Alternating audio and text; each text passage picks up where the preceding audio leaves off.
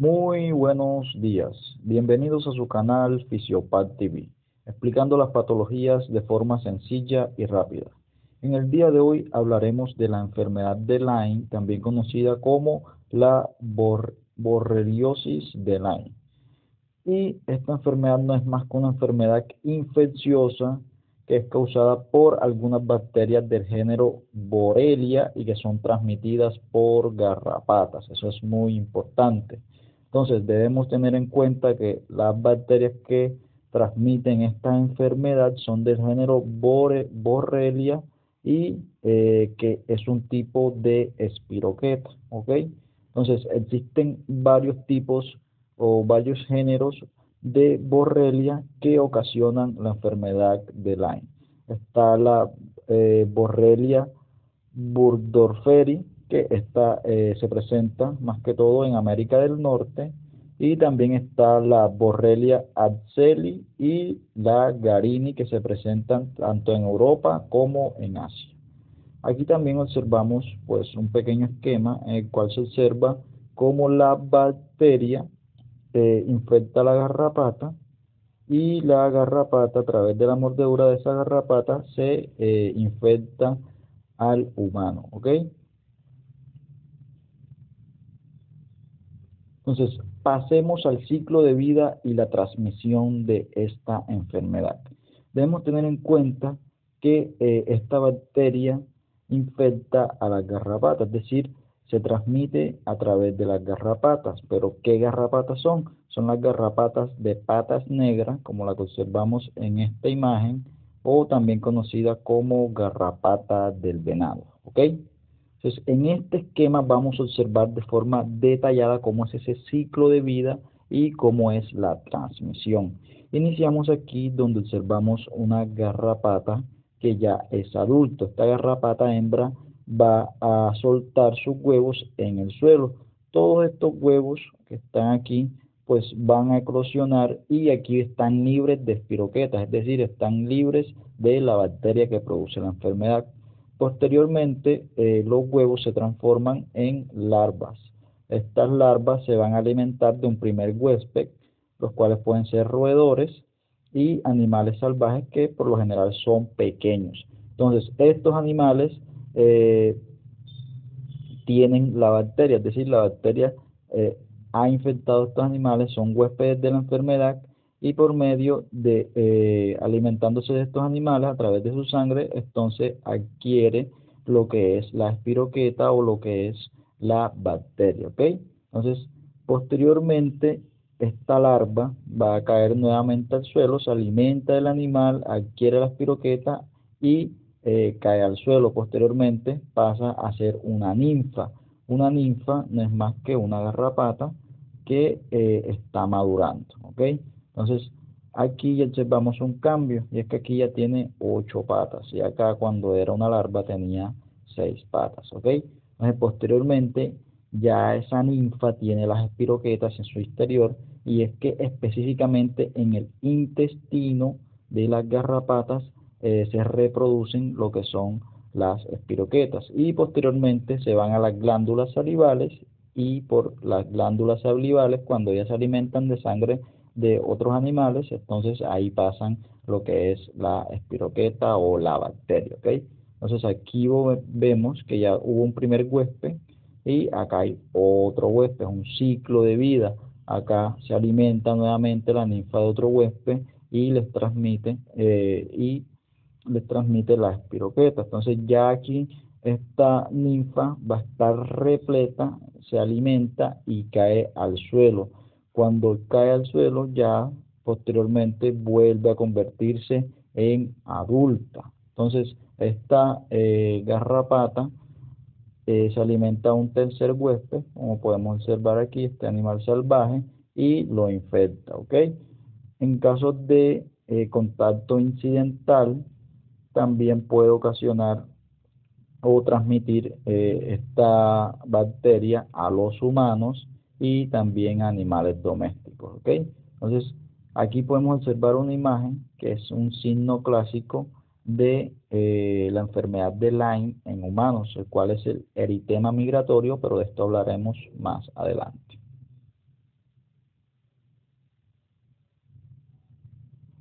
Ahora entremos en detalle en cuanto a la fisiopatología, de una forma sencilla, cómo se produce esta enfermedad, qué hace esta enfermedad a nuestro cuerpo. Como ya sabemos, ya vimos el ciclo de vida de toda la garrapata. La garrapata y entra en contacto con la piel alimentándose de la sangre de las personas. Entonces, estas bacterias se replican, alteran su genética y se diseminan en las garrapatas.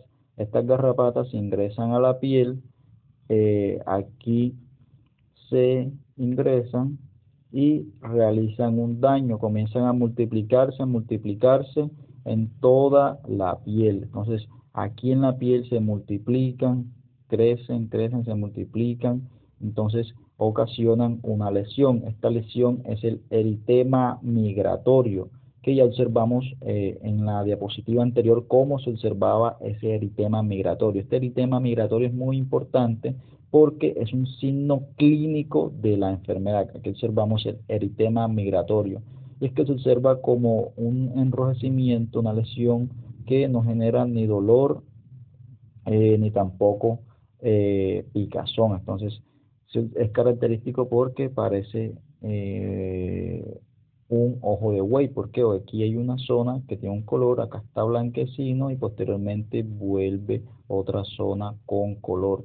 Es característico, por eso se conoce también como lesión en forma de ojo de buey y no es más que ese eritema migratorio que se da en la enfermedad de Lyme.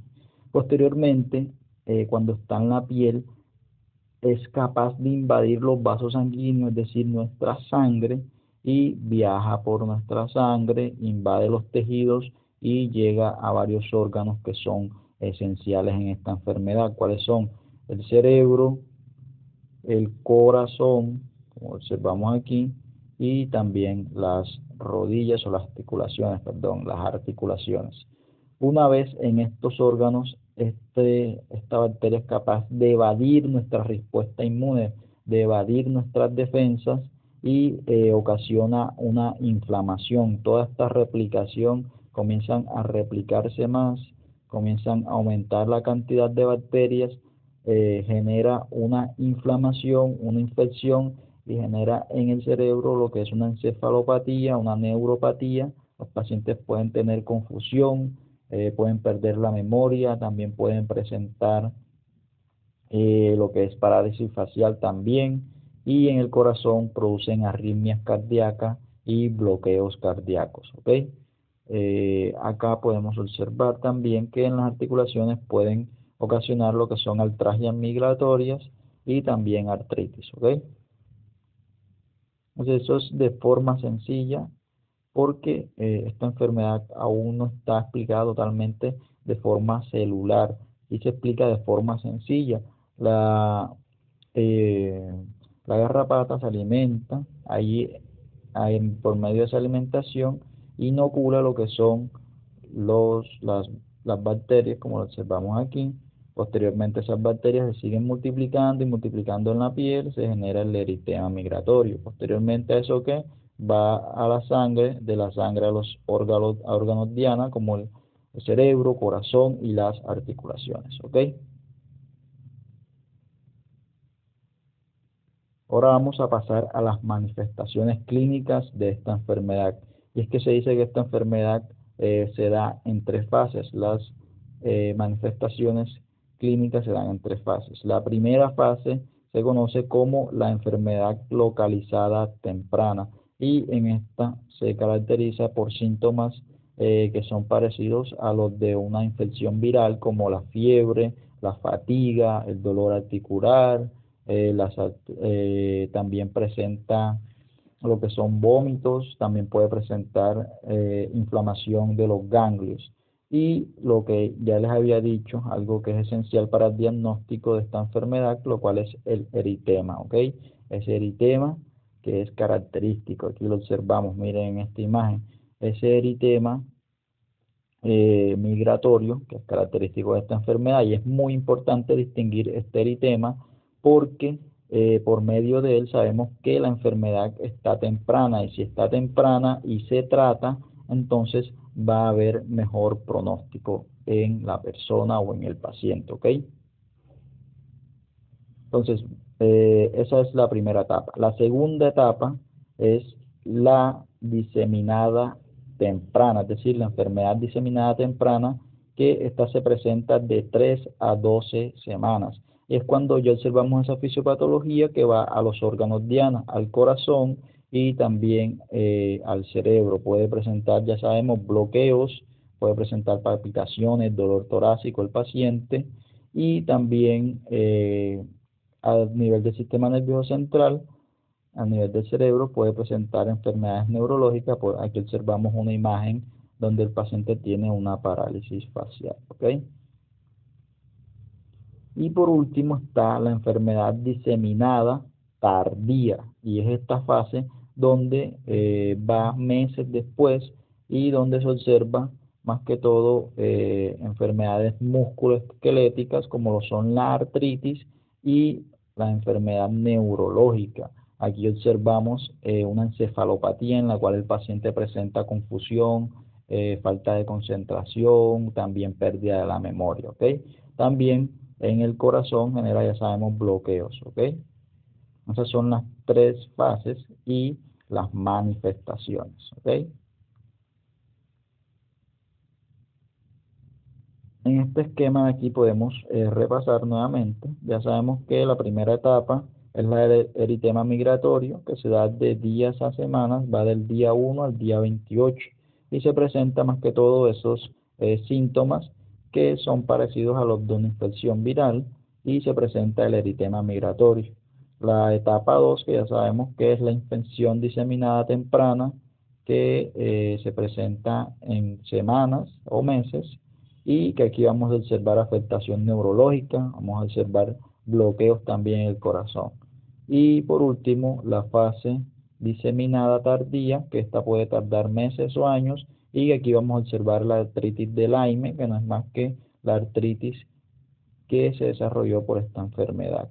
Y también podemos observar lo que es la enfermedad que se presenta en el cerebro, la cual es la encefalopatía, ¿ok?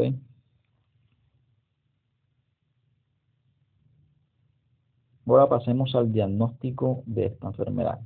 Ya sabemos que el eritema migratorio es esencial en el diagnóstico, ¿ok? Entonces, primero la clínica del paciente, los síntomas y signos del paciente. Si observamos un paciente con este eritema, que sabemos es una enfermedad de Lyme, ¿ok? Entonces, también por medio de pruebas serológicas, por medio de la prueba de ELISA y de Western y por medio de cultivos, ¿ok? Y por último, hablaremos del tratamiento. El tratamiento no es más que antibióticos. ¿Por qué? Porque es una bacteria. Entonces, los antibióticos que se usan son la amoxicilina, la doxiciclina y la ceftriaxona. Entonces, el tratamiento pues, va a depender de la fase en la cual se encuentre la enfermedad. ¿Qué es lo más recomendable? Que se trate en fase temprana, cuando se presenta ese eritema, de inmediato tratar la enfermedad. ¿Por qué? Porque más adelante puede ocasionarle a usted bloqueos, arritmias cardíacas, puede ocasionarle una encefalopatía, también puede ocasionarle una artritis y son enfermedades que a largo plazo le van a hacer mucho daño. Y por último también están los AINES que se usan pues para tratar los dolores que se presentan en esta enfermedad, ¿ok? Eso ha sido todo por hoy. Me gustaría que le dejaran un like y que por favor comentaran si habían escuchado de esta enfermedad.